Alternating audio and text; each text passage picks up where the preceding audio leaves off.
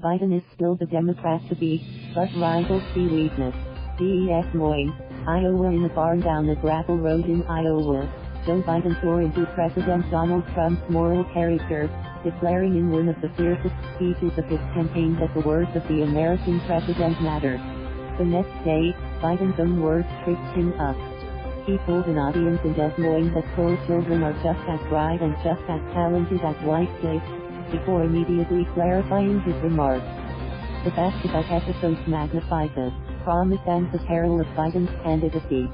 3 months after announcing his White House bid, he remains above early polling for Democratic candidates, buoyed by a long history with voters and the belief among many of them that his pace of experience best positioned him to defeat Trump.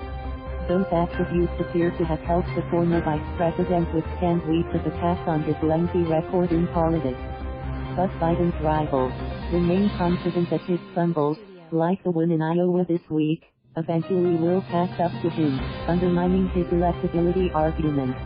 He has been durable, said David Axelrod, a longtime political strategist for President Barack Obama. The question is whether that durability is because we aren't fully geared into the race or whether there are inherent strengths there.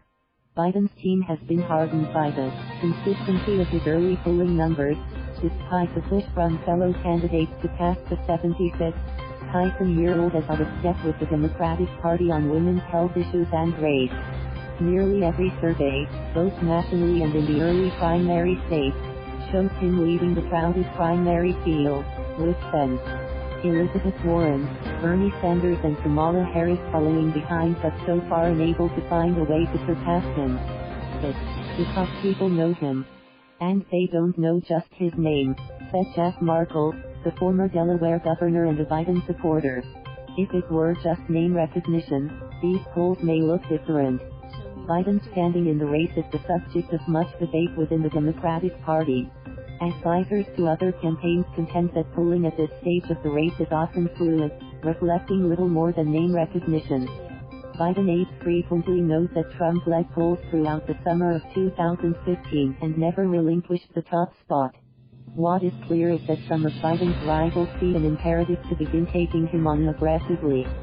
Sanders has walloped Biden repeatedly over health care, comparing the former vice president's opposition to a Medicare for all system to Trump. Harris, as well as New Jersey Senator Cory Booker, has hammered Biden over comments he made about working with segregationists during his early years in the Senate. Biden initially appeared caught off guard by the ferocity of the attacks on his 40-plus-year record in politics, particularly Harris' blistering critique in the first debate of his past opposition to federally mandated busing to combat segregated schools. Now advisors view that moment as a much-needed jolt for the candidate, making clear to Biden that he would need to draw sharper distinctions with his Democratic rivals during the primary and not just focus his fire on Trump. Since then, Biden has drawn contrasts with more liberal Democrats, like Warren and Sanders, over their proposals to do away with private health insurance and replace it with a government-run system.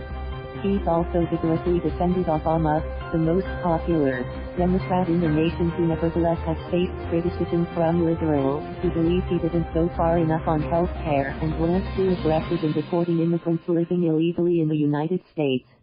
Biden's done a better job since then trying to hug up to Obama as much as possible, said Jim Hodges, the former Democratic governor of South Carolina, who is yet to endorse a candidate. That's his strength. Thank you for watching. Please subscribe.